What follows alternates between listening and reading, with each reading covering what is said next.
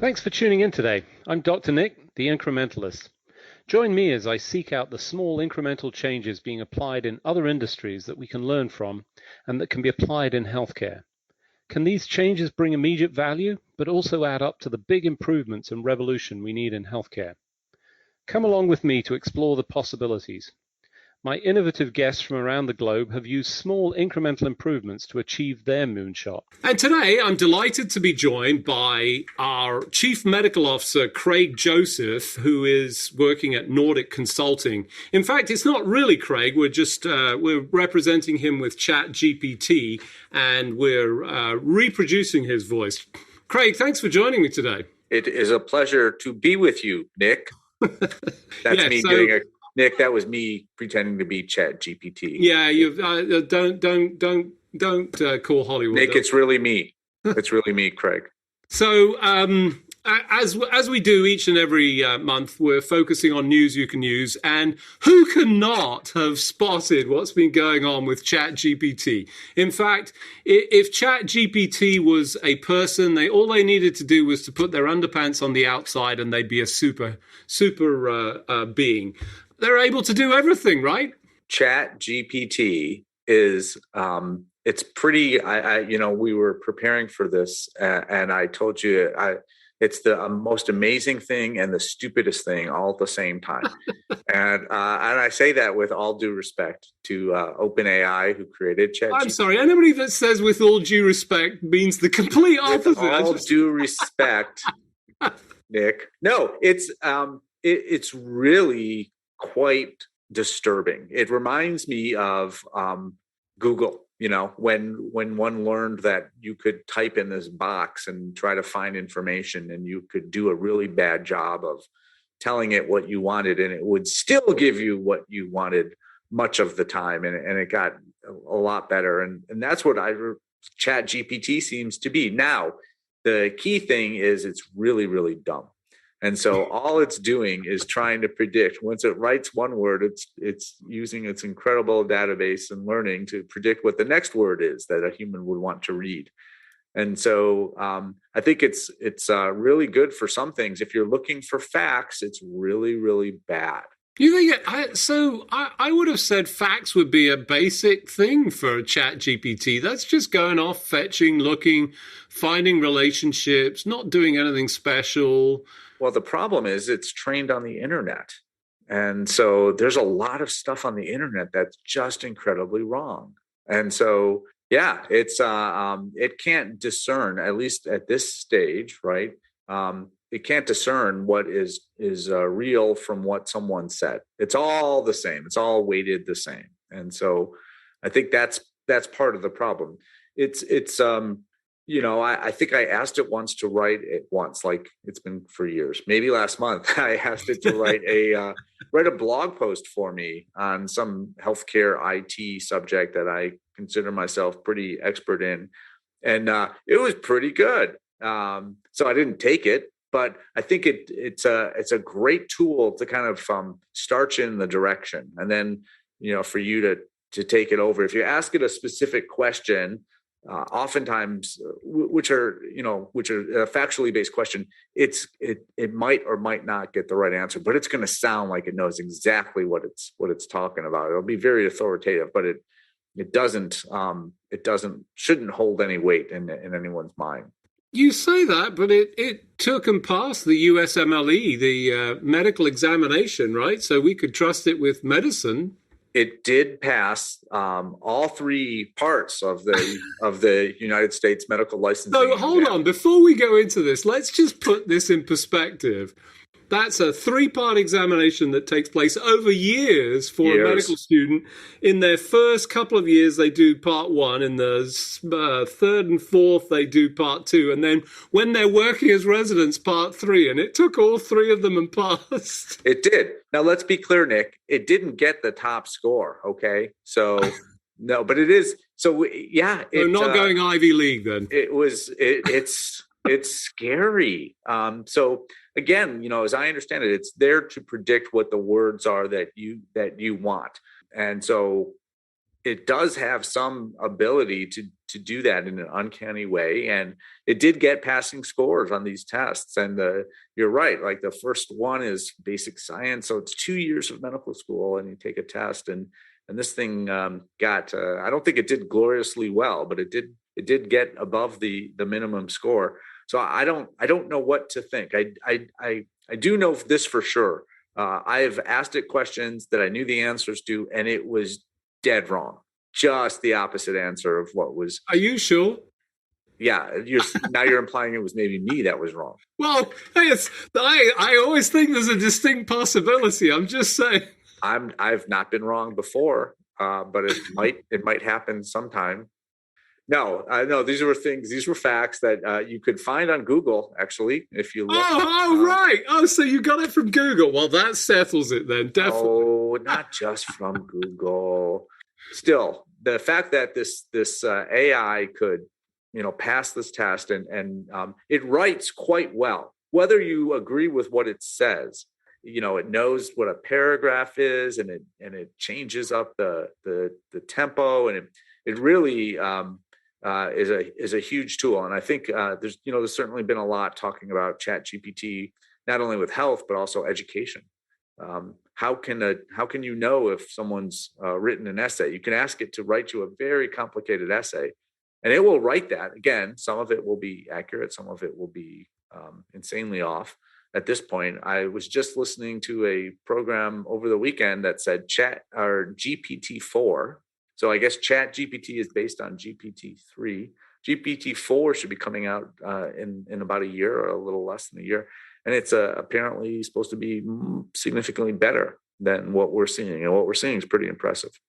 Yeah, I don't think doctors have to worry about getting fired and being replaced by a computer at this point. Well, and, joking aside, I mean, let's talk about some of the specifics. I mean, first of all, I'm not sure I agree with you that it's just trying to predict the next word that you want to see. I think there's a little bit deeper capabilities. And, I picked it to try and pull together some programming for me in Python, which it did I want to say a bang up job. Now, let's be clear. That's maybe because I'm woeful at programming these days, because my programming skills have withered a little bit on the vine. But it was very impressive. I think it answers some pretty useful questions. You brought up the issue of education, and I think people are concerned. We should come back to the USMLE, because that whole medical education thing, I think, raises a different issue in my mind. But let's talk about the plagiarism, or no, it's not plagiarism anymore. I think that's the beauty of this. Write me an essay for, whatever, 5,000 words. And it was starting to become the educational tool for people to bypass the work that was being required. That was right up until, I think it was Edward Tian, I think his name was. He was at Princeton, who decided that, he was going to make himself super popular and create an app that would detect whether whatever you submitted was produced by ChatGPT. And I'm thinking, wow, even if I'd done that, I don't think I would have published it. But okay. So now there's an app to detect the app. Yeah. Which feels like we could keep on going.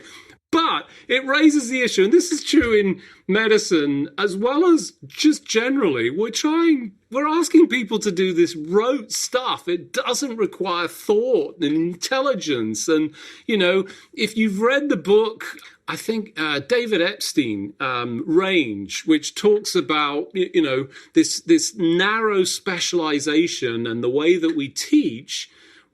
And that's not what we're good at. We're good at this range. And in fact, when you stop people from learning and force them to make errors in a whole testing environment, this was, and he gives lots of examples, they actually remember and do much, much better in the long term, but not in the short term. And that, for me, is what I draw out of all of this. And I would say the same for medicine. What do we teach our physicians to do? It's all this rote memorization of, Krebs cycle and all these things that do apply, but it's about memorizing it and then reproducing it quickly, which is not what we want humans to be doing. So maybe it's going to create a conversation about what we should be teaching and how we should use these tools to augment versus to replace. Someone wrote that Chat GPT, I don't think this was an original thought, but I loved it. Chat GPT is not going to replace physicians. Chat GPT is going to replace physicians with physicians who use Chat GPT. So again, it's to your point, and I'm sure I didn't say that as smoothly as it was written.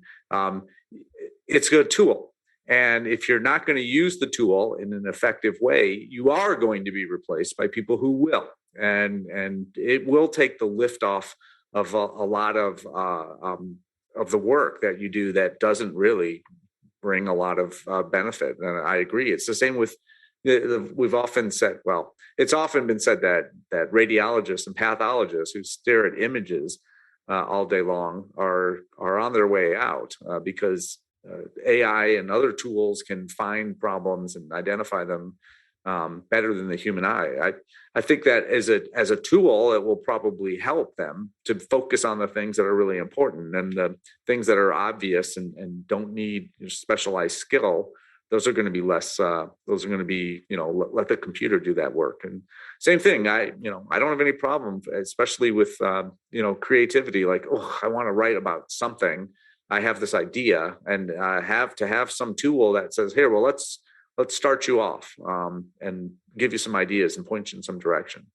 No more writer's block, right? I mean, that's one of the things that even some of the most established, brilliant writers of our time talk about, or at least I've heard them talk about, the challenge of creating something. I think the good news is it will create content that you can potentially use, and you could probably fob it off as your own content. I haven't actually tried that yet. I was thinking about doing it, but I wasn't really sure how to sort of approach it. But anyway, I think overall very interesting. We're definitely going to see more. It reminds me a lot in the speech world when Siri showed up and everybody said, "Oh my God, speech actually works." And we're really starting to use it. Even my wife uses it in the house, and that's a pretty significant step in the technology direction. I'm sort of, although I was downstairs listening to her issuing commands that weren't being followed, so I actually pulled up the app and made it happen, and she was completely unaware. But anyway. Wow, like Oz. I was behind the curtain. But I didn't want to upset the technical progress that I think we were making. Anyway, for those of you just joining, I'm Dr. Nick, the Incrementalist. Today, I'm talking to not ChatGPT, Dr. Craig Joseph, the Chief Medical Officer of Nordic Consulting.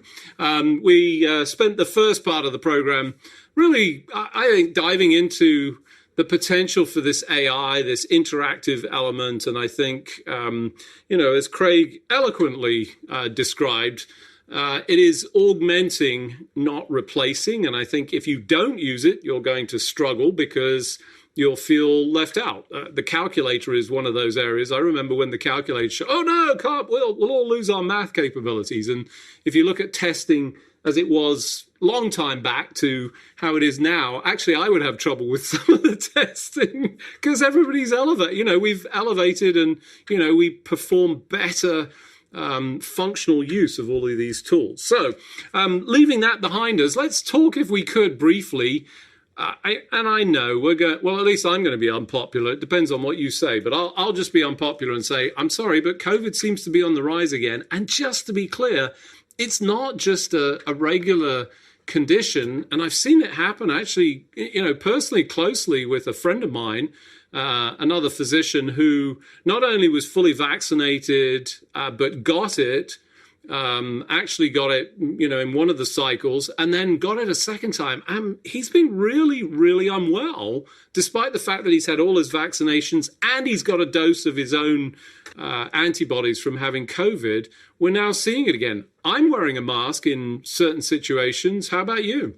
Well, I've continued to wear a mask whenever I hit the front door of an airport, and keep it on during much of the airplane ride, but I haven't started wearing masks in other places. And I think that might be because I don't generally go where there's huge crowds of people, coughing on me. I might wear a mask there to decrease my chances of getting any kind of respiratory disease. And again, let's emphasize, decrease my chances. It doesn't mean if I'm wearing a mask, even if it's a really good one, that I'm not going to get anything. It just means that I'm decreasing my chances. And I think oftentimes that makes a lot of sense.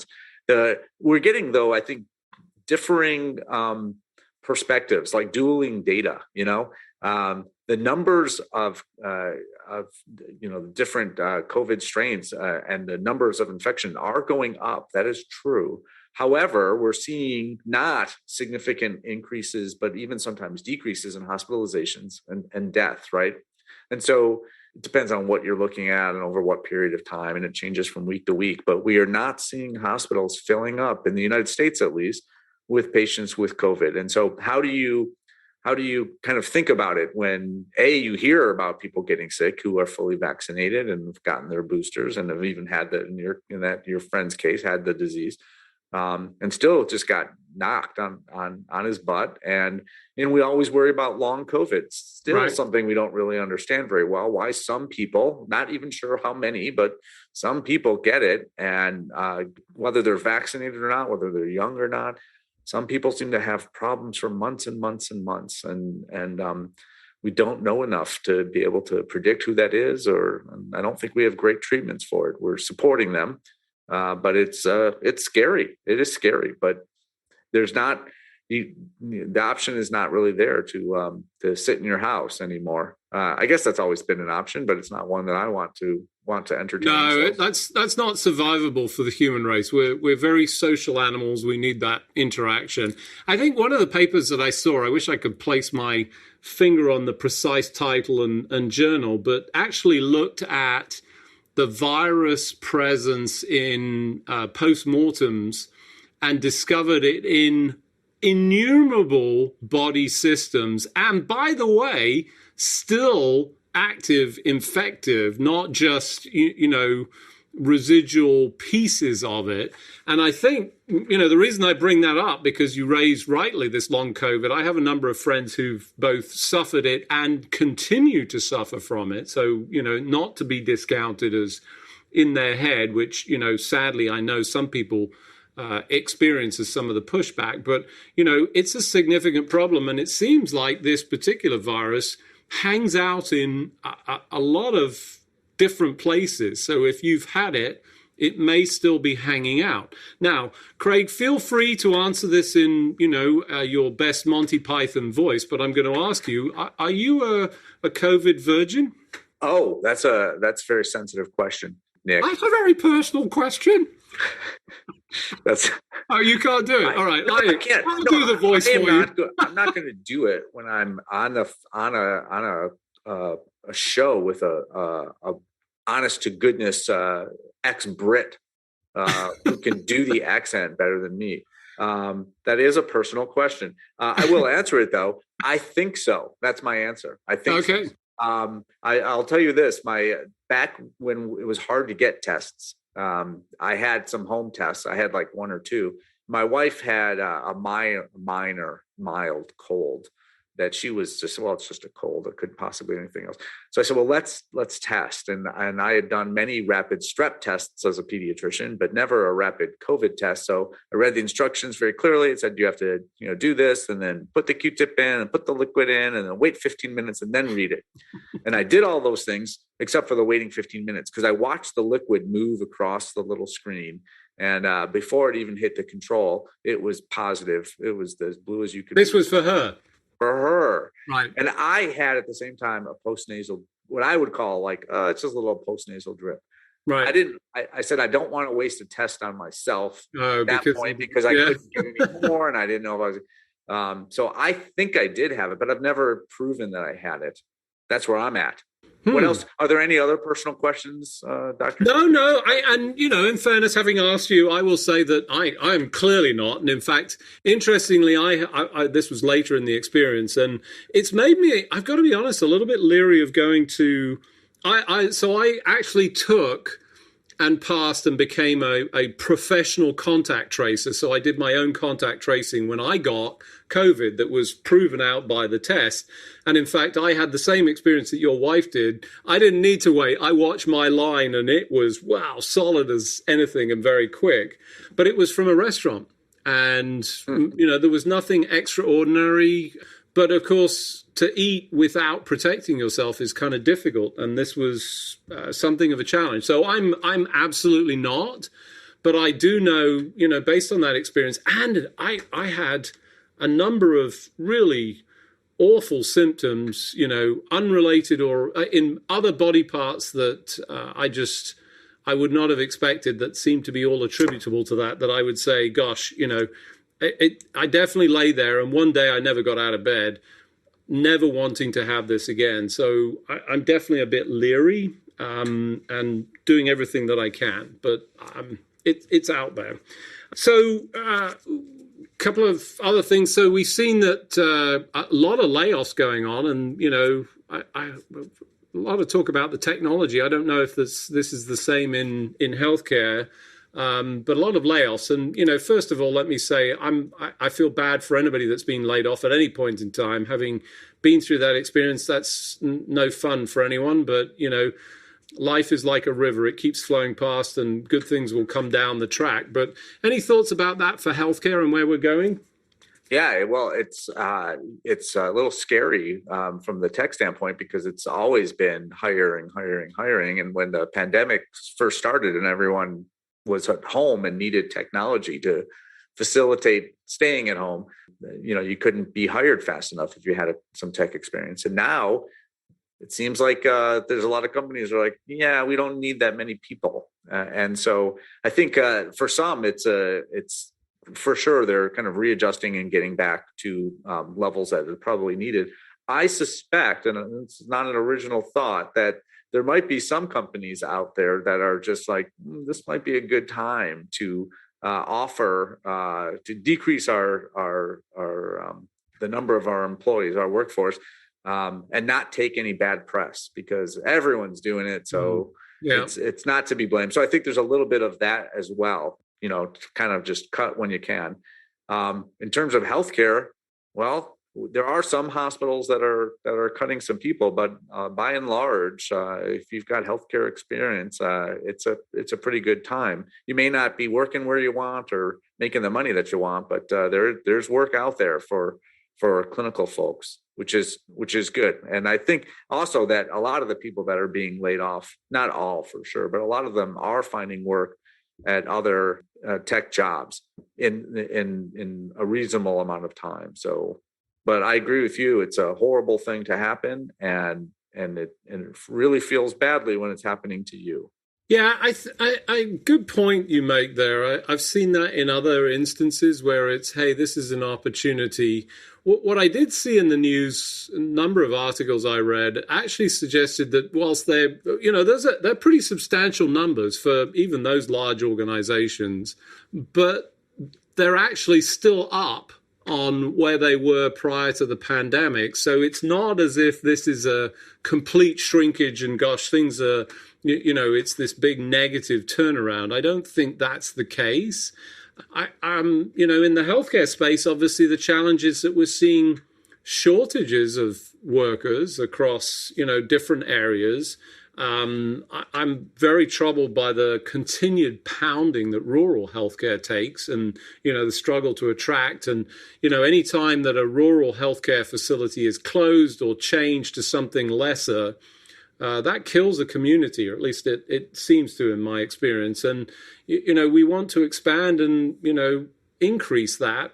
We have to find ways to sort of turn that around that's going to really deliver community as well as healthcare into these rural settings. And it's not just about telehealth and virtualization and refer to the big mothership. In my view, it needs to be creating something in that community. But anyway, as we do each and every week, we've run out of time. So as usual, it just remains for me to thank you, Craig, for putting up with my cheeky remarks and poor accent and impersonations and accusing you of being a chat GPT. Craig, thanks as always for joining me today. Hang on, I'm asking ChatGPT to say something sarcastic. Hang on. Let's give me another. All right, fine. It was a pleasure. Oh, that was perfect. Thanks, Craig. Thanks for joining me today. Do you have any better ideas, or have you found a small incremental change that's brought about a big improvement in your world? Let's continue the conversation on our hashtag, The Incrementalist, or share with me at Dr. Nick1 on Twitter. You can find more information about the show on our program page at healthcarenowradio.com.